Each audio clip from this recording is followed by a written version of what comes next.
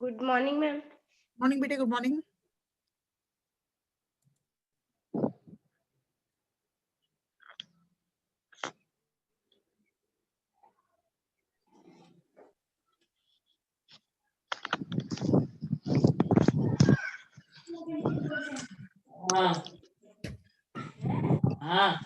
Good morning ma'am. Morning बेटा, good morning. हाँ बेटा, आज स्टार्ट करते हैं, ठीक है।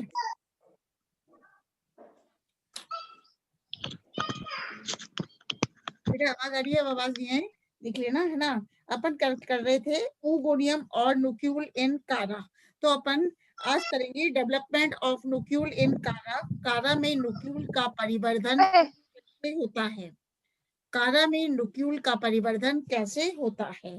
तो उभयलिंगी जाति में अंडधानी का विकास पुंधानी के आधार पर स्थित आधारी पर्व संधि कोशिका से उत्पन्न कोशिका के द्वारा होता है। अंडधानी प्रारंभिक कोशिका oogonial इनिशियल में 2 अनुप्रस्थ विभाजन होते हैं, जिसके फलस्वरूप 3 कोशिकाओं की पंक्ति बन जाती है।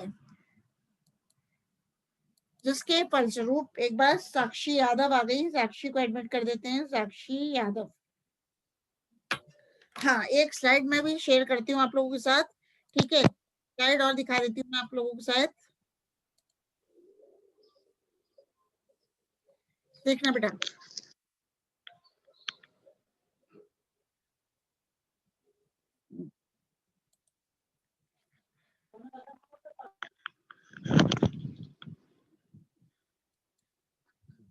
स्लाइड शेयर, एक स्लाइड आपके साथ। Good morning ma'am. हाँ, good morning all of you, good morning बेटा। ये दिख रही है आपको? स्लाइड दिख रही है अच्छी तरह?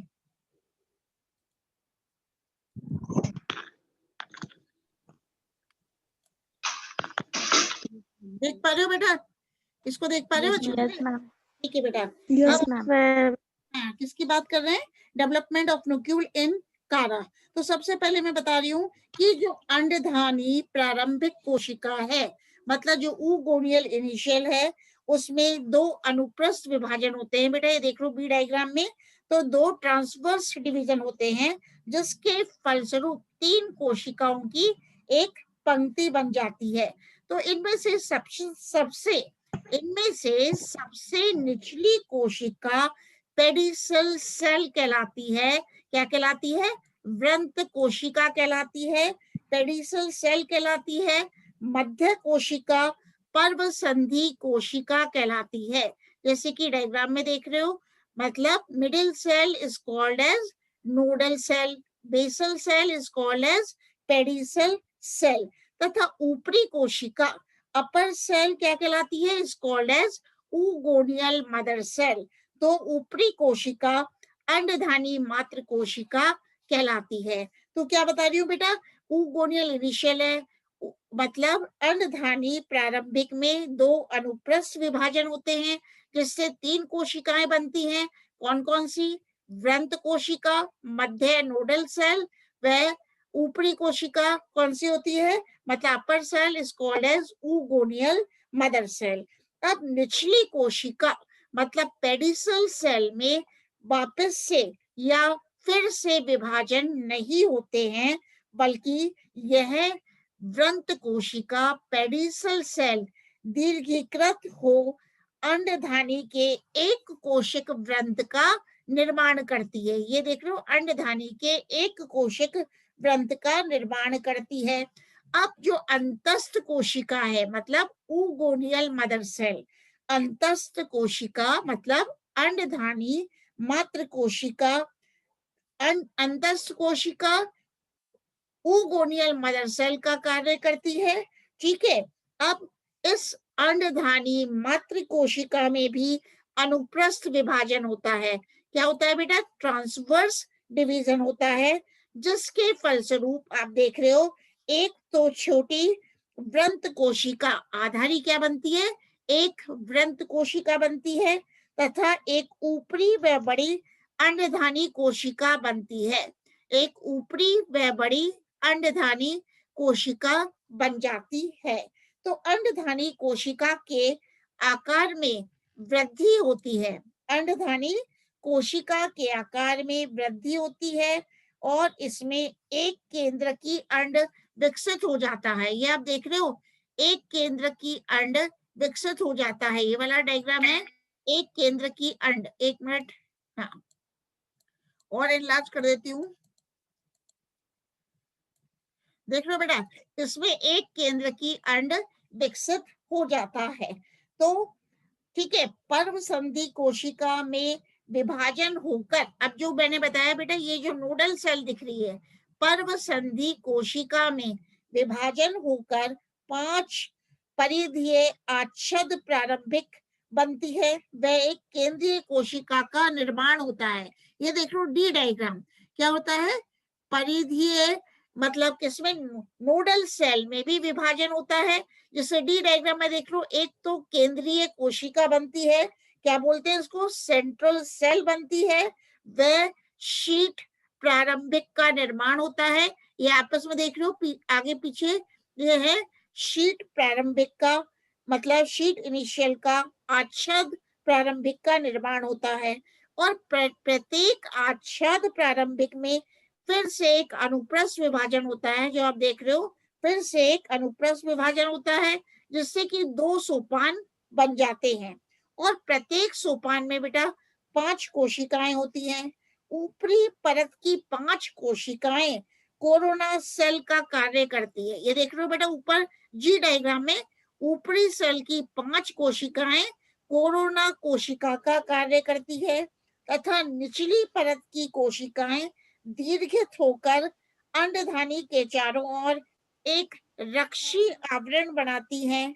इन्हें नली कोशिका भी कहते हैं। ये मार्क है, इन्हें नली कोशिका, ये दिख रहा है एच डायग्राम में भी, ये सारी क्या है, नली कोशिकाएं। और ऊपरी क्या है, कोरोना सेल्स है, इन्हें नली कोशिका भी कहते हैं। तो कोरोना कोशिकाएं, ये जो दिख रहे हो एच डायग्राम में, चौड़ाई एवं लंबाई में वृद्धि कर परिपक्व न्यूक्लियल के शीर्ष पर एक मुकुट बना लेती है। क्या बना लेती है, एक मुकुट बना लेती है। अंड केंद्रक नीचे से ऊपर की ओर आ जाता है। अंड केंद्रक पहले नीचे था, अब ये ऊपर की ओर आ जाता है, तथा शीर्ष पर एक ग्राही बिंदु बन जाता है। तो अंड में अधिक मात्रा में तेल व स्टार्च जमा हो जाता है। तो अपन क्या देख रहे हैं इसमें, डेवलपमेंट ऑफ ऊगोनियम इन कारा, कारा में ऊगोनियम का निर्माण कैसे होता है, ये इस डायग्राम में देख रहे हैं। तो बेटा आप बताओ, क्लियर है या कुछ कंफ्यूजन है, बेटा बताओ, कोई भी बोलो क्लियर है। Yes ma'am. अच्छा बेटा, ठीक है, तो आगे बढ़ते हैं फिर। अब ये मॉर्फोलॉजी ऑफ नुक्यूल, नुक्यूल की भी एक स्लाइड मैं शो ही कर देती हूँ। ये वाली स्लाइड है नुक्यूल, मॉर्फोलॉजी ऑफ नुक्यूल। ये देखना बेटा, ये आपको नुक्यूल का डायग्राम दिख रहा है, एच डायग्राम देखो केवल। तो नुक्यूल की आकारिकी कैसी होती है, एक लिंगाश्रयी जातियों में इसे इसे द्वितीयक पार्श्व तथा उभय लिंगाश्रयी जातियों में तृतीयक पार्श्व माना जा सकता है। तो कारा में नुक्यूल के परिवर्धन के समय, कारा में नुक्यूल के डेवलपमेंट के समय 3 कोशिकाओं की एक पंक्ति बनती है, जिसमें सबसे आधारी वृंत कोशिका, ये देख रहे हो आप, आधारी क्या है, basal cell is called as pedicel cell, सबसे आधारी वृंत कोशिका, एक पर्व मध्य कोशिका जिसमें एक केंद्र कोशिका, एक क्या है, सेंट्रल सेल है, सेंट्रल नोडल सेल, ये देख रहे हो सेंट्रल नोडल सेल, जिसमें एक पर्व, ठीक है, जिस वापिस बोल रही हूँ, मतलब कारा में नुक्यूल के डेवलपमेंट के समय 3 कोशिकाओं की एक पंक्ति बनती है, जिसमें सबसे आधारी वृंत कोशिका, एक पर्व मध्य कोशिका जिसमें एक केंद्रीय कोशिका व 5 आच्छेद कोशिकाएं बनती हैं, एक पर्व संधि तथा अंतस्थ अंडधानी मात्र कोशिका पर्व के समकक्ष है। तो इस प्रकार अंडधानी अन्य शैवाल के समान एक कोशिकीय संरचना है। तो मेन तो अपन ये कहेंगे, मतलब जब हम अंडधानी या न्यूक्लियल की संरचना देखते हैं तो 5 तो कोरोना सेल्स हैं, 5 तो कोरोना सेल्स हैं, एक अंड है, अंड में तेल व स्टार्च संचित रहता है। हाँ बेटा, बेटा आवाज नहीं है, बस बेटा आवाज आ रही है। अंड में क्या है बेटा, तेल व भोज्य पदार्थ संचित रहते हैं, और ये आप देख रहे हो न्यूक्लियल को घेरे हुए कौन है, ट्यूब सेल्स हैं, और ये आप पेडिसल सेल है। तो ठीक है, ये तो है मॉर्फोलॉजी ऑफ न्यूक्लियल। अब अपन बात करते हैं कारा में निषेचन फर्टिलाइजेशन की क्रिया कैसे होती है। तो डी बेरी के अनुसार न्यूक्लियल के परिपक्व होने पर निषेचन से पूर्व नलिका कोशिकाएं कोरोना कोशिका के थोड़ा नीचे एक दूसरे से पृथक हो जाती हैं। मतलब बेटा जैसे ही न्यूक्लियल मैच्योर हो जाता है तो जो ट्यूब सेल्स हैं वो एक दूसरे से पृथक हो जाती हैं। इसके फलस्वरूप अंडधानी के चारों ओर 5 लंबी दरारें बन जाती हैं, और निषेचन के समय अंडधानी की शीर्ष भाग की कोशिका भित्ति का जिलेटिनीकरण हो जाता है। अंडधानी का ये भाग पुमणु के लिए ग्राही बिंदु रिसेप्टिव स्पॉट का कार्य करते हैं। तो चल पुमणु अंडधानी में दरारों द्वारा प्रवेश करते हैं। मतलब डी बेरी ने बताया बेटा, when the nucleus becomes mature, then the tube cells separate from each other, as a result of which 4 or 5 long slits are formed in the oogonium, and निषेचन के समय during the time of fertilization, the cell wall of the oogonium or the apical part of the oogonium undergoes gelatinization. मतलब at the time of fertilization, the apical portion of the oogonium undergoes gelatinization, as a result of which the anthrazoids enter inside the oogonium. ठीक है, तो निषिक्तांड निषेचन के उपरांत अब क्या है, नर व, पहले सुनो, नर व मादा केंद्रकों के संयोजन से निषिक्तांड का निर्माण होता है। मतलब the male and the female nuclei fuse to form the oospore, जिसे कि आप निषिक्तांड कहते हो।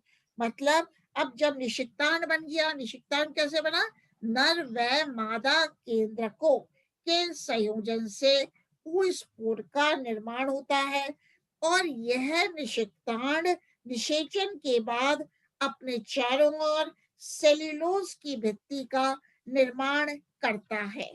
ठीक है, और इसकी कोशिका भित्ति 4 परतों में विभेदित होती है।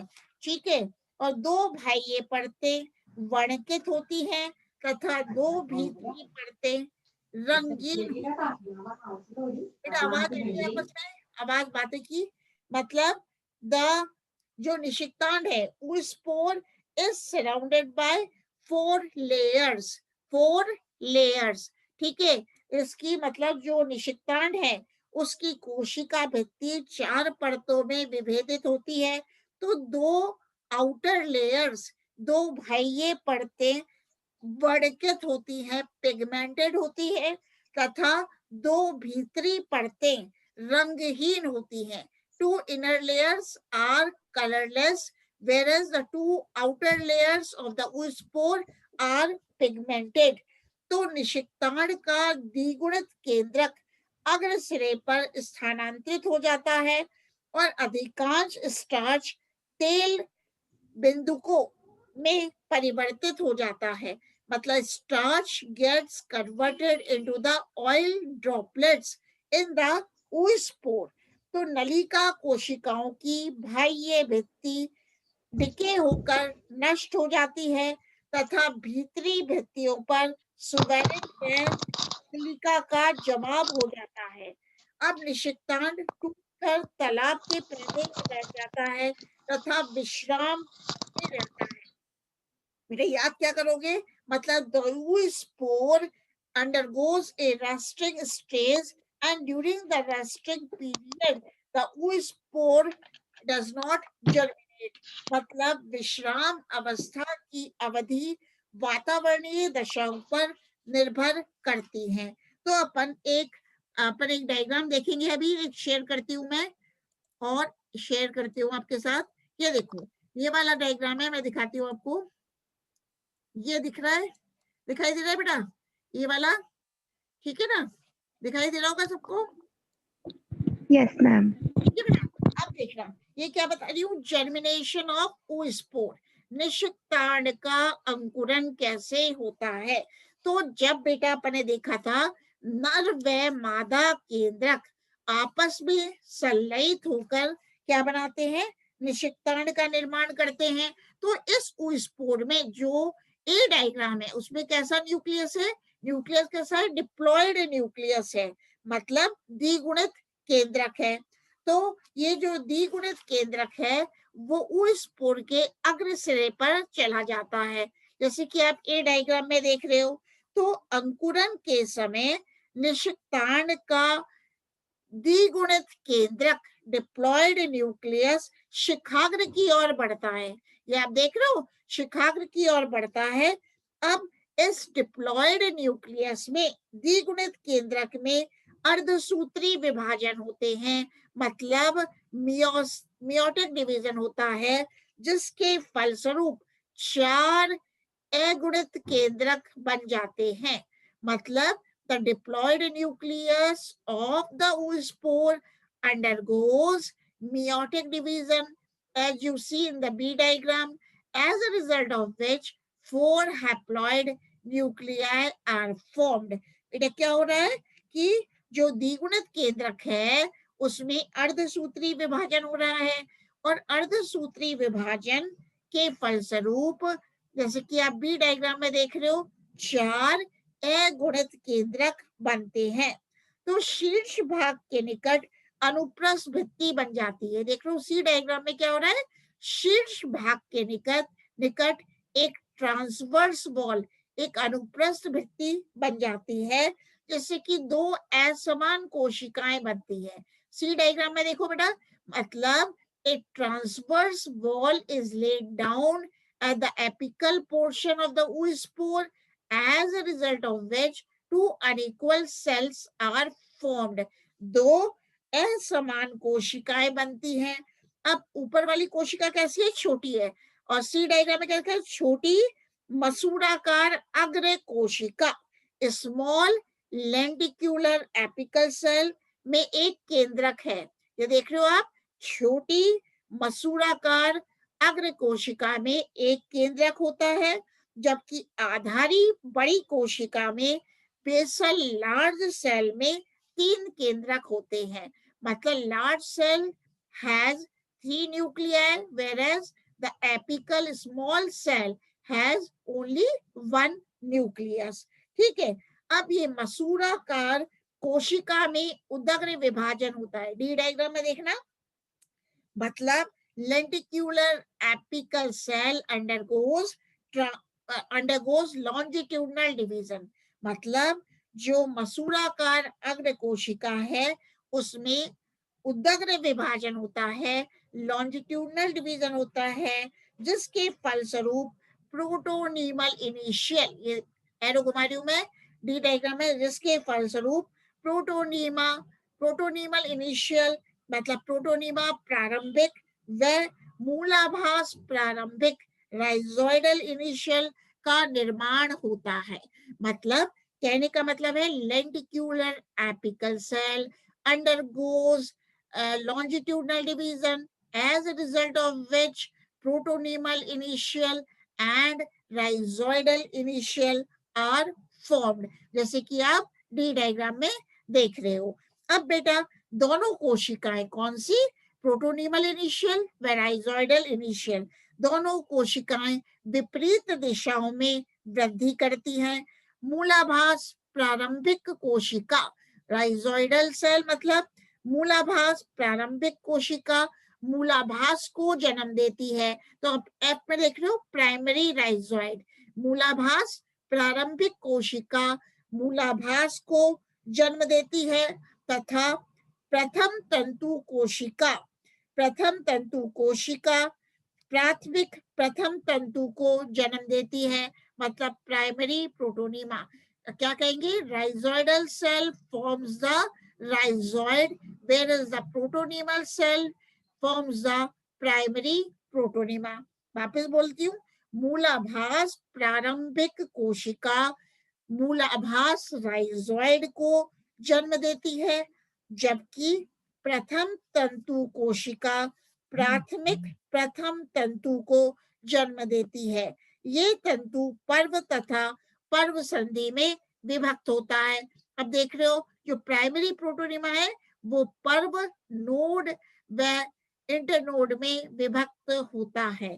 ठीक है, तो यह तंतु पर्व व पर्व संधि में विभक्त होता है। इसकी निचली पर्व संधियों की परिधीय कोशिकाओं से मूलाभास तथा द्वितीयक प्रथम तंतुओं का विकास होता है। तो देख रहे हो आप सेकेंडरी राइजोइड्स में निकल रहे हैं, द्वितीयक प्रथम तंतुओं का विकास होता है। ऊपरी पर्व संधियों की परिधीय कोशिकाओं से उत्पन्न पार्श्वों से नए अक्षों का निर्माण होता है। तो इस प्रकार हमने देखा कारा में किस तरह से वो जर्मिनेट हो रहा था। तो ये वाले प्रॉपर डायग्राम अपन ने देख लिए। अब स्टॉप शेयर कर देती हूँ। अब क्या है बेटा, कोई भी डाउट हो तो अभी पूछो, नहीं तो अपन करते हैं अल्टरनेशन ऑफ जनरेशन इन कारा। ये तो ठीक है, छोटी सी बात है। दूसरा अपन स्टार्ट करते हैं, आज दूसरा लेसन स्टार्ट करते हैं जो कि ब्रायोफाइट्स पे है। ठीक है, किस पे है, ब्रायोफाइट्स के बारे में अपन स्टार्ट कर देंगे आज। एल्गी का तो अपन लेंगे साइड बाय साइड। अगर कोई कंफ्यूजन हो तो इसमें तो पूछ लो, नहीं तो पहले मैं आपको अभी ब्रायोफाइट्स से बता देती हूँ। इसमें किसी को भी कंफ्यूजन हो, किसी को नहीं समझ में आया हो तो पूछ सकता है बेटा।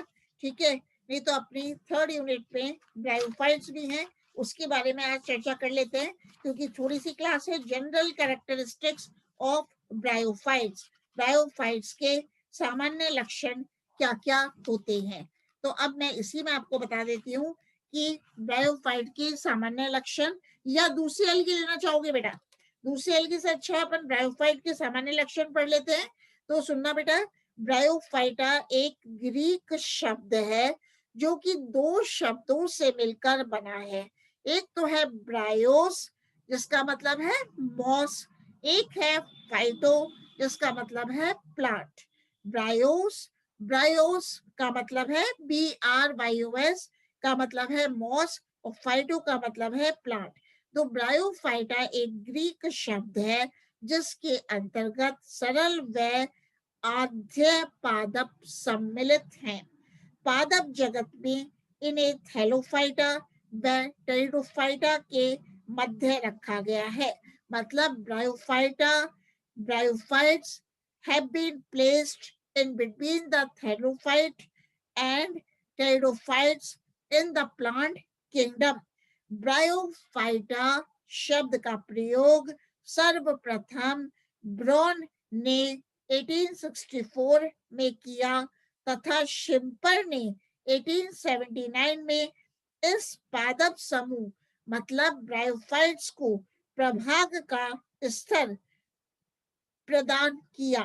मतलब the word or the term bryophyta was first of all used by Braun in the year 1864. ठीक है. एंगलर ने पादप जगत को थैलोफाइटा व एम्ब्रियोफाइटा में वर्गीकृत किया. बेटा एंगलर थे. एंगलर differentiated मतलब angler classified the plant kingdom into thallophyta and embryophyta. ठीक है. और मतलब यही बताया मैंने, एंगलर ने पादप जगत को थैलोफाइटा व एम्ब्रियोफाइटा में वर्गीकृत किया तथा संवहन ऊतक की उपस्थिति के आधार पर एम्ब्रियोफाइटा को दो भागों में वर्गीकृत किया. ब्रायोफाइटा, इसकी क्या कहते हैं, ए ट्रेकिएटा तथा ट्रेकिएटा. मतलब angler divided the plant kingdom into thallophyta and embryophyta, and embryophyta was further divided into two parts, bryophyta and ट्रेकिएटा. ठीक है. इस प्रकार ब्रायोफाइटा प्रभाग में सरल, आद्य, प्रथम स्थलीय, असंवहनी व भ्रूणीय पादप सम्मिलित है. मतलब in the division bryophyta, simple, primitive and non-vascular plants are included.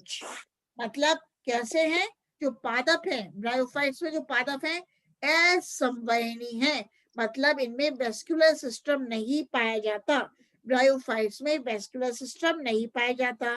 इन पादपों को जीवित रहने के लिए अधिक जल व नमी की आवश्यकता होती है. इसलिए इन्हें उभयचर एम्फीबायस पादप भी कहा जाता है. मतलब bryophytes are also called as amphibious plants as the bryophytes require both moisture, मतलब इनको अधिक जल की आवश्यकता होती है. Bryophytes require moisture and water for their survival. Bryophyta प्रभाग में लगभग 960 वंश तथा 24,000 से अधिक जातियां सम्मिलित हैं. अब ये ब्रायोफाइट्स के जो विशिष्ट लक्षण हैं, what are the salient features of the bryophytes, मैं वो बता रही हूँ आपको. वो याद रखोगे कि ब्रायोफाइट्स के विशिष्ट लक्षण क्या हैं. तो पहला है ब्रायोफाइट्स आदिम. फिर कौन सी किसकी वो आ रही है, डिस्टर्बेंस आ रहा है. ब्रायोफाइटा आदि स्थलीय पादप है जो नम व छायादार स्थलों पर पाए जाते हैं. मतलब ब्रायोफाइट्स कैसे हैं, आदिम स्थलीय पादप हैं जो नम व छायादार स्थलों पर पाए जाते हैं. सेकंड है, विषय बोल दूंगी अभी, जीवन चक्र में ब्रायोफाइट्स के जीवन चक्र में सुस्पष्ट युग्म कोदभेद तथा बीजाणुभेद अवस्थाएं पाई जाती हैं जो विषम रूपी होती हैं, एंडोमॉर्फिक होती हैं. तीसरा है मुख्य पादप युग्म कोदभेद दीर्घकालीन, स्वपोषी तथा मुक्त शाखी होता है, जबकि बीजाणुभेद अल्पजीवी तथा युग्म कोदभेद पर आश्रित होता है. चौथा है युग्म कोदभेद फैलाव तथा शयान अथवा ऊर्ध्व होता है. वह ऊर्ध्व स्वरूप स्तंभ के समान अक्ष तथा पत्ती सदृश उपांगों में विभेदित होता है. पांचवा है युग्म कोदभेद अधो स्तर पर मूलाभासों द्वारा संलग्न रहता है। मूलाभास एक कोशिक तथा अशाखित अथवा बहुकोशिक अथवा बहुकोशिक एवं शाखित प्रकार के होते हैं। छठा है 6 है संवहनऊतक जाइलम तथा फ्लोएम का पूर्ण अभाव होता है। तो अपन क्या देख रहे हैं, salient features of the bryophytes, bryophytes के सामान्य लक्षणों की बात कर रहे हैं। एक बार मैं इंग्लिश में बता देती हूँ, जनरल कैरेक्टर्स ऑफ ब्रायोफाइट्स। तो नहीं आए तो पूछ लेना बेटा। Bryophyta, bryophyta is a group of the simplest and primitive plants of the class Embryophyta. Bryophyta is made up of two Greek words. दो ग्रीक शब्दों से मिलकर बना है। कौन? ब्रायोफाइटा। एक तो है ब्रायोन, ब्रायोन का मतलब मॉस, ब्रायोन BRYON, ब्रायोन का मतलब मॉस, फाइटोन का मतलब plants. And now these plants मतलब bryophytes occupy a position intermediate between the green thallophytes and pteridophytes. जैसे कि मैंने हिंदी में बताया था कि ब्रायोफाइट्स को थैलोफाइट्स व टेरिडोफाइट्स के बीच रखा गया। तो मतलब bryophytes occupy a position intermediate between the green thallophytes and pteridophytes. Bryophyte group is represented by about 960 genera. How many genera? 960 genera. 960 वंश पाए जाते हैं किसके? ब्रायोफाइट्स के। एंड 24,000 स्पीसीज, 24,000 स्पीसीज प्रजातियां occurring on most parts of the earth. ठीक है। अब bryophytes are regarded as the terrestrial plants. Bryophytes कैसे हैं? These are the terrestrial plants, but they occur in diverse habitats. On one hand, bryophytes grow in situation where they are almost completely submerged in water. Bryophytes ऐसे हैं, बेटा बात यह है, कुछ bryophytes ऐसे हैं जो पूरी तरह जल में निमग्न होते हैं। कुछ ब्रायोफाइट्स ऐसे हैं जो कि पूरी तरह जल में निमग्न रहते हैं। उनका नाम क्या है? रेक्सिया फ्लूटेंस, रेक्सिया फ्लूटेंस व रिएला, RIELLA, रिएला। तीसरा है रेक्सियोकार्पस नेटेंस, रेक्सियोकार्पस नेटेंस। तो bryophytes which are submerged in water are, क्या नाम है इनके? रेक्सिया फ्लूटेंस, रेक्सियोकार्पस नेटेंस और रिएला. And bryophytes also survive on dry rocks with scanty soil and moisture. कुछ ऐसे ब्रायोफाइट्स भी हैं जो कि रॉक्स पर पाए जाते हैं। उसका नाम क्या है? पोरेला प्लेटीफिला, पोरेला प्लेटीफिला। क्या नाम है? पोरेला प्लेटीफिला। तो